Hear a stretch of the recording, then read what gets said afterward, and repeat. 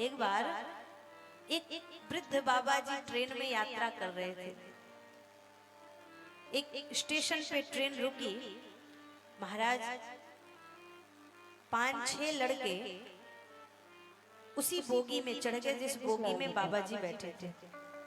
वो 5 और 6 महाराज बोले सब 20-25 वर्ष के युवक थे, लड़के थे। इनका नाम ही है महाराज लड़के। जो लड़के आए भिड़ के आए वो है लड़के। तो ये लड़के चढ़ के उसी बोगी में और बैठ गए। ट्रेन चली। बाबा जी बेचारे चुपचाप बैठे थे, वो भी सर नीचे करके। और ये लड़के बोले, लड़के जहाँ भी रहते हैं शांत नहीं रहते। अब इनके मन में खुरापात चल रहा था। बोले देखो भाई बैठे बैठे बोर हो रहे हैं, कुछ करो ताकि मन लगे। क्या करें? अरे कुछ भी करो मन लगे। अब ये सारे लड़के बाबा जी को छेड़ने लगे। एक ने कहा ऐसा है कि चैन खींच दो, ट्रेन रुक जाएगी। दूसरे ने कहा पता नहीं तुम्हें चैन खींचना अपराध है, अगर हमने चैन खींच लिया ट्रेन रुक गई तो पुलिस वाले आएंगे और पकड़ के ले जाएंगे। लड़कों ने कहा चिंता क्यों करते हो, हम चैन खींचेंगे और पुलिस वाले आएंगे तो हम कह देंगे कि बाबा जी ने चैन खींचा, उनका नाम लगा देंगे, हम फ्री हो जाएंगे। लड़कों ने कहा सही कहा तुमने। अच्छा अगर नहीं माने पुलिस वाले तो बोले ऐसा है आगे की भी जुगाड़ कर ही लेते हैं, चलो जिसके पास जितना पैसा है इकट्ठा करो, पुलिस वाले अगर नहीं माने तो दे करके मामला रफा दफा कर देंगे। बोले ठीक है। 6 लड़के थे, सबने 200 रुपए इकट्ठे किए, हो गए 1200 रुपए। एक जो सबसे मेन अगुआ था उसके जेब में रख दिया। बोले पहले तो हम बाबा जी का नाम लगा देंगे और फिर भी पुलिस वाले नहीं माने तो पैसा दे करके हम पुलिस वालों को मना लेंगे, चलो चैन खींचते हैं। चैन खींचा महाराज, ट्रेन रुक गई। इतने में 2-4 पुलिस वाले चढ़ गए ट्रेन में। किसने चैन खींचा, किसने चैन खींचा? लड़कों ने कहा ये बूढ़े बाबा जी ने चैन खींचा। बेचारे बाबा जी बैठे बिठाए फंस गए। किया कुछ नहीं, बाबा जी फंस गए।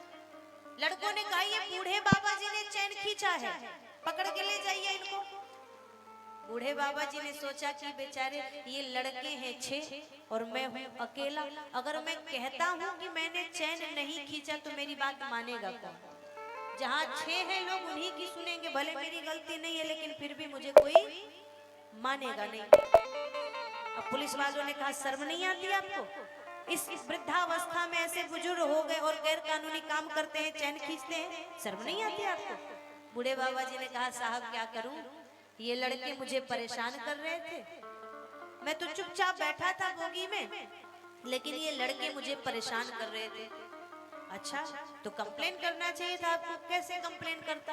ये लड़के परेशान कर रहे थे, मुझे मार रहे थे, पीट रहे थे, धमकी दे रहे थे कि अभी ट्रेन से नीचे फेंक दूंगा, और मेरे पास जितने पैसे थे ना इन्होंने छीन के अपने पास रख लिया। अगर आपको विश्वास नहीं तो मैं बताता हूँ, मेरे पास 1200 रुपए थे, इन लड़कों ने छीन कर अपने जेब में रख लिया है। 1200 रुपए पूरे थे, अगर आपको विश्वास नहीं तो देख लीजिए।